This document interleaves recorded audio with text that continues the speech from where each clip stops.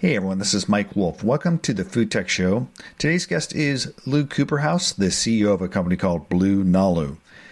If you haven't heard of Blue Nalu, you probably haven't been paying too close attention to the cell-based meat or fish world because they've been making lots of waves, basically trying to create fish that we can eat without actually having to fish, starting in the lab and actually scaling this to more mass production. And to that end, they just raised a lot of money to build out their pilot production facility, which they're going to have completed this year. And we'll start producing fish in larger volumes so they can actually start to produce this and put it out into the world. And one of the things I want to talk to Lou about is just how this goes over time and how they build out their production facilities and how they ultimately scale.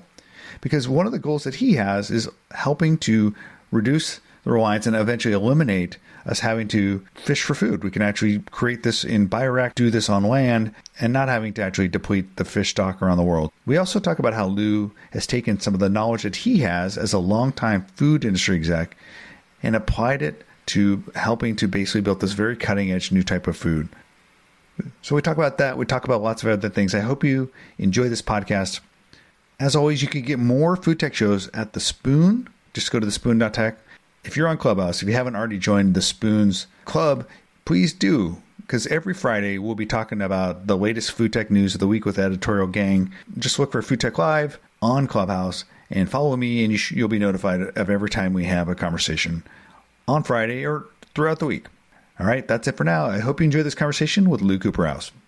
Well, I'm really excited to be talking with Lou Cooperhouse, the president and CEO of Blue Nalu. How you doing, Lou? I'm doing great. How you doing, Michael? Great. I'm excited to have you on the podcast today because this idea of cellular meat, cellular fish is an area that's just getting lots of interest. And you guys are really going back a few years now, 2018, talking about this idea of doing cell-based fish. Cellular aquaculture is what you call it. And so this idea of maybe not using fishing as the primary way to get the fish that we eat, but using fish essentially grown in labs is the big idea. Talk about how you came up with this idea, why you decided to start the company. Yeah, happy to, Michael. I think as you may know, I come out of the food industry over 35 years, always in food innovation, technology commercialization, and always been, a fan of food technology. And frankly, in the early 2010s, if you will, I, like all of us, became very familiar with the concept of making an animal without the animal by its cells. With the first demonstration in 2013, that Mark Prost, got a lot of recognition for, the New York Times and so forth. And I was fascinated by that concept. I literally called that a holy grail, disruptive, transformative technology. And as you know, it began on the mammalian side, making beef products. And candidly, Michael, what I said to myself was fascinating technology, absolutely can be transformative to the meat industry and the poultry industry. But frankly, I said to myself, the industry that needs it the most is seafood. So if you apply that holy grail technology to the holy grail category, that's what got me excited. So I started to, as I was talking a lot in public presentations about food trends, and I was describing this, we are on the front end of something that's totally transformative.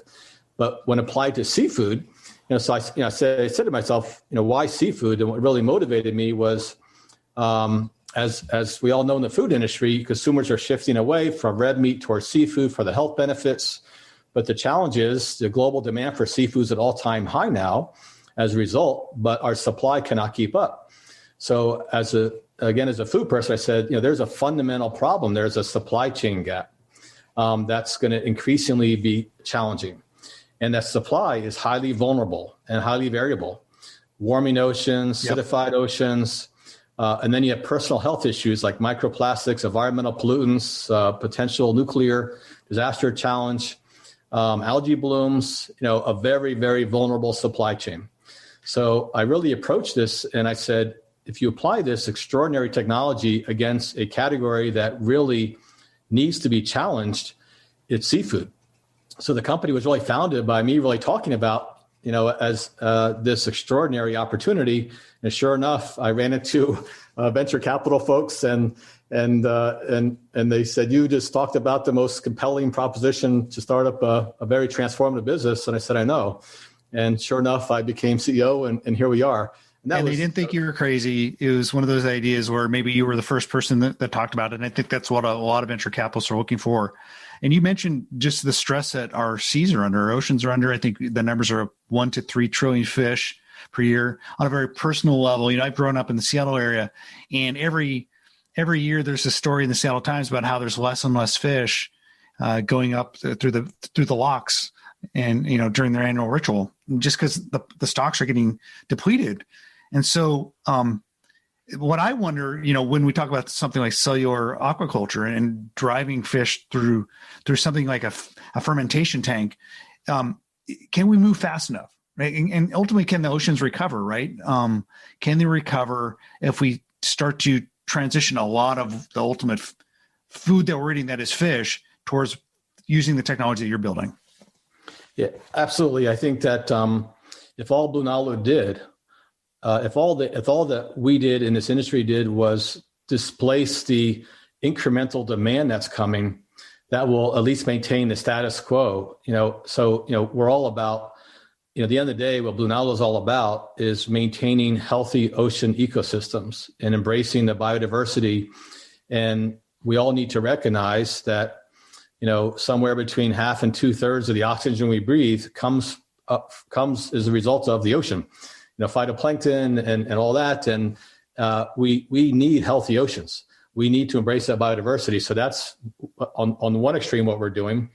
We're also supplying a new supply chain for the food industry, but we're also providing a healthier product. Over time, we will have, unfortunately, the pollution issue is not going away.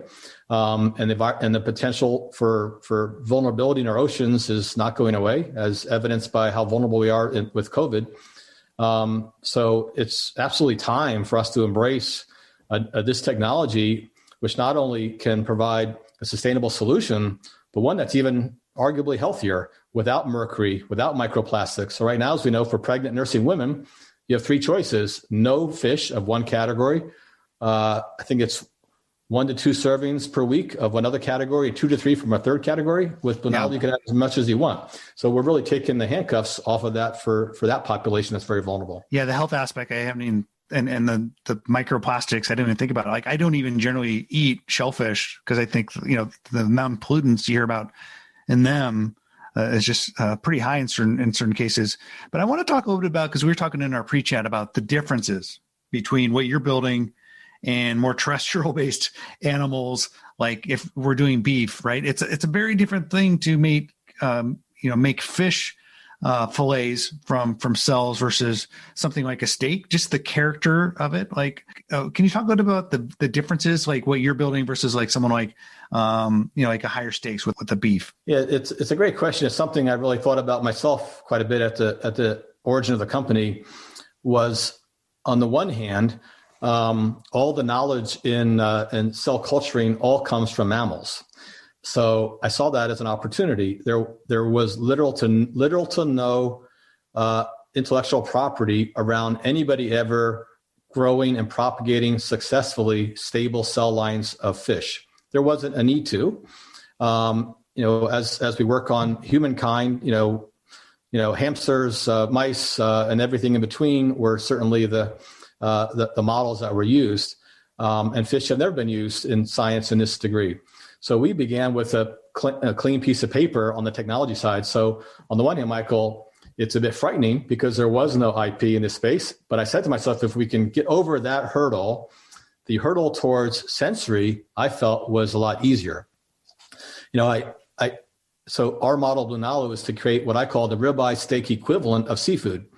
That's that, if you will, the red snapper, Chilean sea bass, bluefin tuna in the fillet, sashimi grade, the value products, not the commodity ground and form products that plant-based are doing so well. And some in cell-based, like in hamburgers, are doing well too. So what Blue Nalu is doing is a very distinctive category that plant-based can't do, and that cell-based will continually be challenged to do on the as they develop their technologies, to develop that fillet, if you will, the steak equivalent. So Blue Nalu, if you think about when I first talked about this category, I said, let's get into nuances here. Why do we cut steak with a steak knife? Not just a knife, but a steak knife, ideally. And we cut fish with a fork. So let's talk about the muscle structure and the characteristics and the sensory attributes of fish versus meat at that fillet category. You have all this complex marbling with red meat, and it changes color when you cook it, and just an awful lot of nuances there.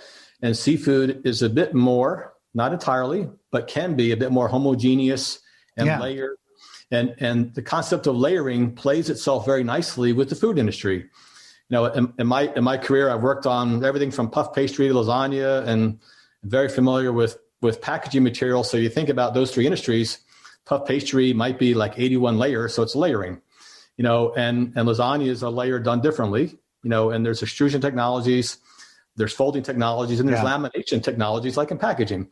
So you can embrace some of the technologies that industry uses and create a product that absolutely can meet the sensory expectations and experiences of fish, which will be much more challenging on the meat side. So I was very motivated by seafood and really being able to have an absolute knockoff on conventional products. That's interesting. So the idea of like the actual structure, ultimately what becomes part of the mouthfeel experience, that flaking of fish when you eat it is basically, like you said, it's a layer. And some of the technology that we've had and that we developed in the food world, some of the processes you're saying you can borrow from and actually use, whereas some of those you couldn't necessarily use when you're building like a cell-based steak or some pork or something like that. Interesting. That's correct. It's a much bigger toolbox to leverage versus poultry is a little bit similar to in spirit to seafood. Steak is just and fat also, things that are more logical to execute, if you will, from normal, engineering processes, lend themselves in certain categories. Red meat is certainly a very challenging one to accomplish purely from a sensory point of view. As we know, taste is the number one criterion for repeat purchase. It's got to be all about meeting that, as we saw with plant-based products. We've had plant-based products for decades, but what happened was we finally got to the point with using a fair amount of processed ingredients, but we were able to replicate the same sensory attributes using plants in a hamburger. Yeah. So that logic prevails. We need to do the same thing. We must, we can have all these benefits of no mercury, microplastics, toxins, pollutants, but we need to accomplish the same sensory expectations that consumers have. And I feel, 100% confident that can clearly be accomplished with cell-based technology. So I want to ask you a little bit about the technology side and developing it. And, you talked about how there was not a lot of IP in the fish side. There was a lot on the mammal side, but I am wondering how much you were able to borrow from the mammal cell development side, right? So, I wrote a piece on Monday about culture biosciences and how they made a leap forward with their desktop bench scale bioreactors with the speed of mammalian cells and how fast they can replicate those. So like you said, so much of the work and even the infrastructure is built around replicating mammal cells. Were you able to borrow some of the technologies and some of the warnings? And was any of that, how much of that was transferable to what you're building? Clearly, there was some transferability. So the good news is there have been decades of insight on various pathways. So I think that what's we found really interesting in this cell-based technology was there's more than one way to accomplish the end game. The end game being a product that has the same nutritional, functional, sensory characteristics as seafood. But you could accomplish this, using genetic modification or not. You could accomplish this with scaffolds or not. You could accomplish this, but yes or no, but depends on the ultimate finished structure. So we looked at all these different pathways that could lead to success. And we set our eyes on what was even more challenging, to accomplish this without genetic modification, to accomplish this in a methodology that could lead to scale production. That means all the processes we had to put in place weren't something. You have to think about this industry had applications in relatively small volumes, But this is the food industry, which, as you know very well, requires much higher volumes, much lower margins historically. This is not a pharma business. This is the food business. And we need to think about throughput, volume, feeding an extraordinarily large population. So it's a total transformation from this industry, which historically has been pharma-based, to being recognized as food-based. And one thing that I also realized was a bit unique, as Blue Nalo got founded, I looked at across the industry and I saw that most of the founders of these companies did come from pharma and/or came from academia, and I was at that time, and I may still be, certainly one of, if not, the only, founder that comes from the food sector.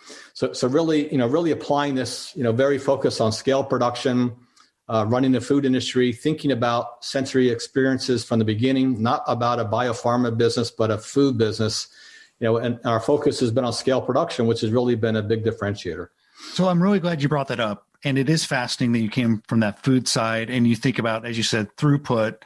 Because one of the things I want to talk about is like how we get there. And you guys announced last week you raised, I think it was on the order of 60 million or so. 60 million, yeah. In new funding. And when I read what you guys are going to put that towards, it was around building out a 40,000 square foot pilot production plant, working on your regulatory approval, but largely scaling. And I think you had in the announcement, you talked about how much actual meat you'll be able to produce or fish you'll be able to produce per week, per month. And it's very much pilot production plant levels. So how do we get there, right? So you're building out this pilot production plant, which it seems like I've said before, the industry is in that building out the pilot phase. We're moving from prototypes to pilot production. Talk about that, and then ultimately how we get to scale, like that kind of high volume throughput, as you said. Yeah, thanks for that question, because again, in the founding of Blue Nalo, coming from the food industry and being very stage gate driven, when you think about, let's pretend I was scaling up, marinara sauce or pasta or something like that. You think about, what does success look like? How do I get from the bench top to large scale production? So what I put in place from the beginning was, how do we think through what does success look like incrementally? So if you look at this incrementally, I put together 5 phases of scale up that's preceded by what I call phase 0. So phase 0 is fundamentals, getting cells to grow, creating, stable cell lines. Again, that IP that didn't exist before, that we were able to successfully accomplish very, very well. Not just with one species, but across a broad spectrum of finfish species. It's bluefin tuna, red snapper, mahi-mahi, and other ones that we've developed stable cell lines. That was an extraordinary accomplishment. That then gives us the feeder to phase 1, 2, 3, and so forth. Phase 1 being like 10-liter scale, then 200-liter scale, then 2,000-liter scale, and ultimately to some level that we don't know just how big this will be, but maybe 50 or 100 or 200,000 liter scale. So again, as we get through each incremental accomplishment, we gain the confidence to move to the next level. So what this funding does is it takes us through phase 3 of this phase 5 strategy. So phase 3, as I think you also know, Michael, I come from business incubation, and I formerly was a founding executive director of Rutgers University Food Innovation Center. What that was an innovation center. It was a GMP inspected operation. That's my background too. It's creating a small factory. So what that means, what our phase 3 is a small factory. It has everything that's the same as a large scale factory in every way. It's just not profitable. It's not meant to be. It's meant to be a place to pilot new species, new forms, launch mahi-mahi in this restaurant, that restaurant, launch bluefin tuna in this restaurant, to learn. And then to get market data that informs us to then build a phase 5 facility, perhaps even to get pre-orders for a phase 5 facility based on the success of the market test. So it creates that confidence of not just market acceptance, but real specificity around the market opportunity.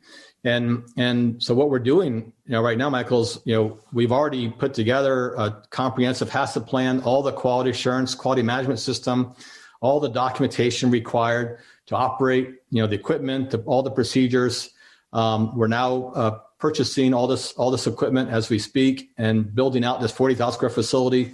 So all of these are coming together towards the latter half of 2021, and then allows us to truly get to phase 3 and put now larger piece of equipment in place than we've ever had before, and get all the kinks worked out, as always true in every industry, and then launch into commerce with product that meets our safety and quality objectives. It's interesting, the 5-phase plan. I'd love to see that at some point.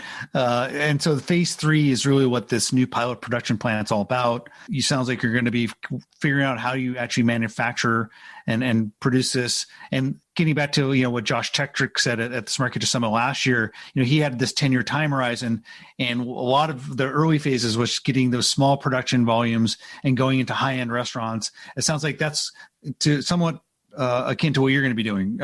Building kind of small volume, getting some feedback in the market, maybe doing a kind of high-end culinary restaurants and experiences with chefs, and then maybe getting feedback, and then over time working towards how do you figure out to get towards higher volume?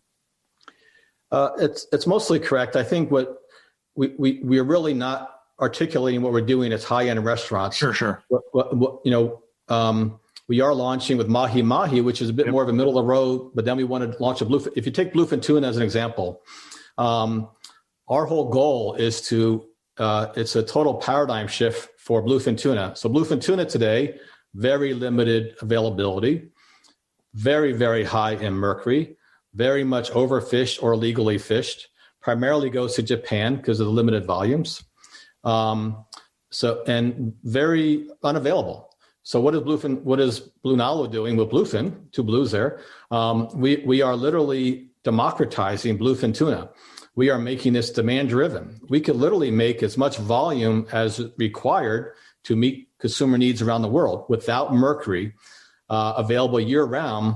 And we feel that we can easily get to price parity over a short amount of time with bluefin tuna. And that model is really about democratizing seafood, no longer making this supply restricted, but making it demand driven.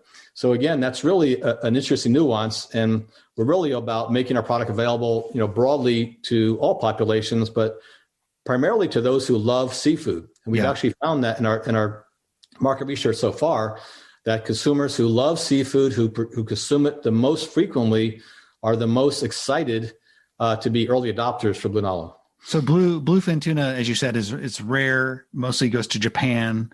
And so that's also how you could get to price parity quicker, right? Because the market price for such a high demand, low availability fish is pretty high. And so that allows you to get there faster. That's correct. And I think once we get the first factory going and the second factory going and so forth, that introduces something new, which we all know in the food industry called economies of scale. So it creates a demonstration of a migration from pharma grade to food grade. So now all of a sudden we're utilizing supply chain ingredients, components that at really large volumes. So this industry began with like ridiculous prices on microgram, ingredients to do this, this products at the lab level. And as you probably know, we really refrain on the term lab made, because this is made in a factory that looks like a microbrewery. This is large scale production. This, like all food products, everything begins in a lab, but it migrates into large scale production, or in the pot on the stove. So this is really, to the consumer, this will look like a microbrewery.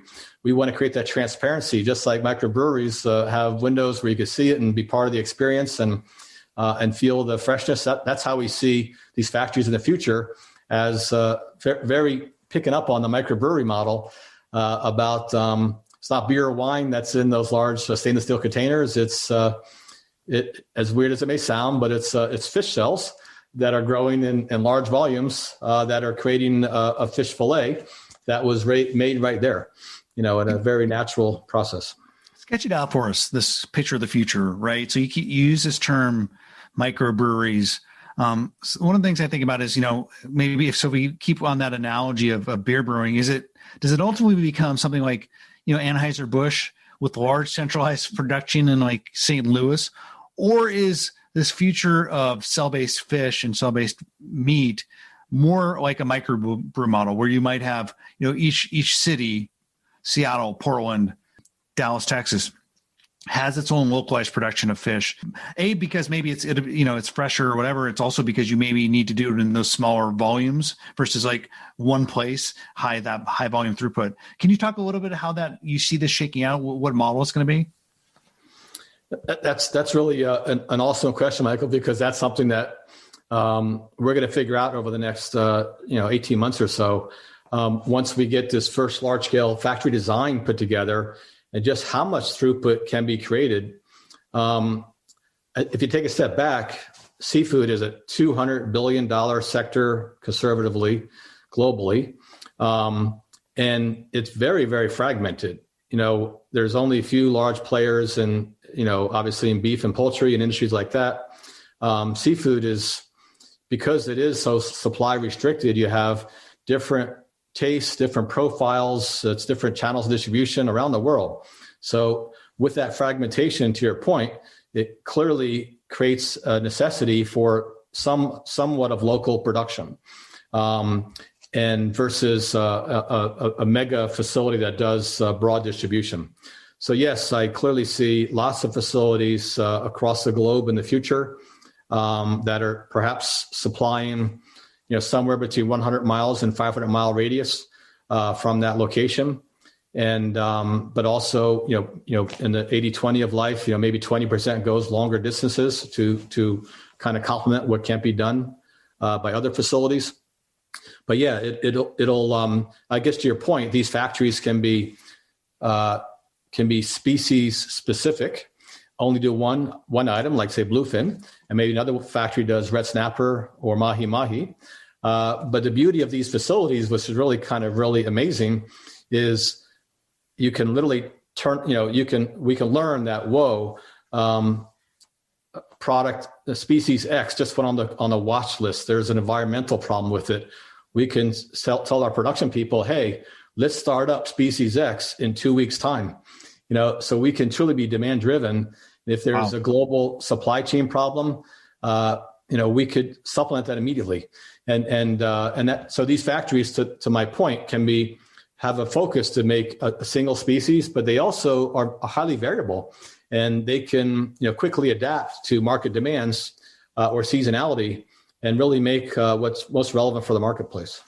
Are we in a phase of the market as we move towards building these meat breweries, these fish breweries, where we're basically having to invent the infrastructure? I mean, because one of the things I hear when I'm talking to the entrepreneurs in this space is so much of the infrastructure is built for pharma. And so there hasn't been these giant kind of fermentation tanks to the scale that you need. And certainly if you look around the world, there are some pretty large giant bioreactors around the world, but by and large, you haven't gotten any level of commoditization. I come from the technology world. Maybe there's a Cisco Systems out there for meat reactors and meat breweries. I would imagine probably be smart business. Are we inventing the infrastructure as we go? And ultimately, over time, does it get more commoditized? It certainly will. I think you picked up on a huge point. There will be a lot of these factories because there's so much market demand for protein consumption. And if you look at some of the projections, that indicate, for example, that by 2040, we might have 35% global market penetration and share of cell-based protein at the expense of conventional protein, and also a significant, a huge share also of plant-based products. That means there's a whole different shift happening in this whole manufacturing industry. So to your point, today this industry is really coming from biopharma, which relies on really small volumes of very high margin products for the medical industry primarily. But yes, there's also these large fermentation tanks used in the food industry at very large scales, even 600,000 liter, but have not done cell culturing before. So, and on the flip side, there's a lot of stainless steel processes in the food industry. So you're absolutely right. There needs to be, and there will be, some companies that step up on the manufacturing side that want to really create a more efficient turnkey solution for culturing cells that kind of leverages the food industry knowledge and the biopharma knowledge to something that can really meet the food industry requirements for throughput and costs that today do not exist in pharma. Getting back to this idea of, I'm fascinated by this idea of distributed production, kind of the microbrewery of meat in local regions and cities. Who becomes that craftsperson, right? Does it become like, here in the Seattle market, everywhere in the U.S., in the 80s and 90s, we saw all these beer microbreweries and brewmasters spin up as an artisan kind of, and a very admirable artisan form of production and creativity. Do we start to see similar things, or maybe it's a mix of this? Maybe you see these meat breweries on farm area, right? I think at some point we need to start talking about how we help the farmer build towards the future where everything doesn't come out of the ground. And, there's been some conversation about maybe farmers becoming meat brewers. So having fermentation tanks. What are your thoughts on that? I mean, do you see one type of operator versus the other? Or do you think it's going to be a mix of all of them? Yeah, I mean, there's a few questions there, but sorry about that. I threw a lot in there. That's okay. One is I think the answer for how we all get to large scale production is still to be determined. If you think about it, you look at the food industry. To your point, there's if you will the Anheuser-Busch model and multiple breweries. There's also the Coca-Cola, Pepsi-Cola model where you also have franchise agreements and licensing agreements, bottling companies, and there's even the coffee model where you might roast coffee centrally and then have parts of the process done elsewhere, packaging. So I think, and there's also the franchise model. As we saw from the Ray Kroc movie, how that industry quickly catapulted once we had a different model in place, and those models will be some variation thereof or something altogether different about how this can really progress rapidly. I think, frankly, once we can demonstrate the profitability of the first factory, the money will find itself quickly. This could all be accomplished with debt because the profitability and the return on investment will be quite significant in a very short amount of time. So, in the market demand will only be very obvious very quickly. So, I think it'll find its way to get financed most effectively.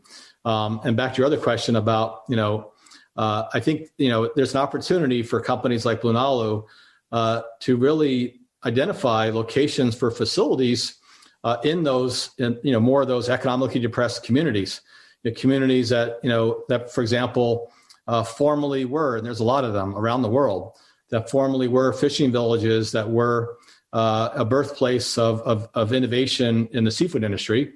As you know, I'm here in San Diego. This is the birthplace of tuna fishing. And once had the largest, I believe, one of or the largest tuna fleet in the world. And that industry has migrated dramatically over the past decades. And here we are bringing it back. We're bringing seafood back in a whole new way. And that's really the opportunity for Blue Nalu and other companies in the sector to really think thoughtfully. And even the word Nalu in the name Blue Nalu not only means wave, but also means to be contemplative and thoughtful and going with the flow.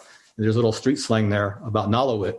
It's about being thoughtful. And, our whole approach is to be very thoughtful about where we locate factories, what species we work on. So we are literally not just making healthier products, but also products that displace imports and create jobs and build factories. So we are working to complement the seafood sector. We are working on mahi-mahi because it's imported from Peru, Ecuador, and Taiwan. We are literally creating jobs, building factories while making healthy products and democratizing this at the same time. So I would imagine being the president and CEO of the company, you are going to be the first or one of the first, or maybe you have been the first to taste some of the stuff being created in the labs.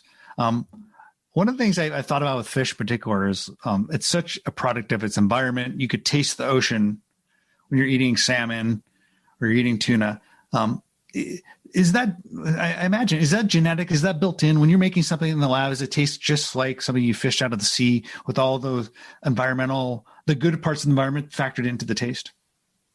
That's a great question. And what we've actually done, Michael, is in our work with Griffith Foods, for example, we've actually, in the spirit of benchmarking, we've looked at, for example, mahi-mahi and identify from its various sources, Peru, Ecuador, Taiwan. To your point, is there a difference between Peruvian, Ecuadorian, and Taiwanese put together a very disciplined approach for all the sensory experiences of that product? So that's the control, if you will. And we are going to use that as a basis for our product, that cell base, to demonstrate not just to ourselves, but to consumers that with absolute confidence, this has the same nutritional composition. It caramelizes. It can be prepared raw, cooked, acidified like in poke, but it also meets all the sensory experiences you have. We also have to realize that seafood, because it comes out of all sorts of locations and different times of the year, different ages, it is not consistent. So part of our challenge is to understand the variability that exists today with conventional seafood and identify, how Blue Nalu can meet the maximum sensory experiences. You might have Peruvian, and you may not know that. You might like Peruvian better than Ecuadorian for some reason. We're going to learn that, and then we'll be able to actually say, aha, we can actually control what you just liked, because what we are doing is we are feeding the fish cells the nutrients, so we can control it more than exists in the wild, clearly. There's great variability. We can create a controlled product that tastes the same every time with the maximum sensory attributes. So that's what this technology really offers. Well, I'm looking forward to actually tasting it at some point. I'm excited about what you're building there. Thank you for spending time with us and educating us a little bit about this world of cellular aquaculture. No, thank you for your interest, and look forward to our continued conversations. Yes, definitely.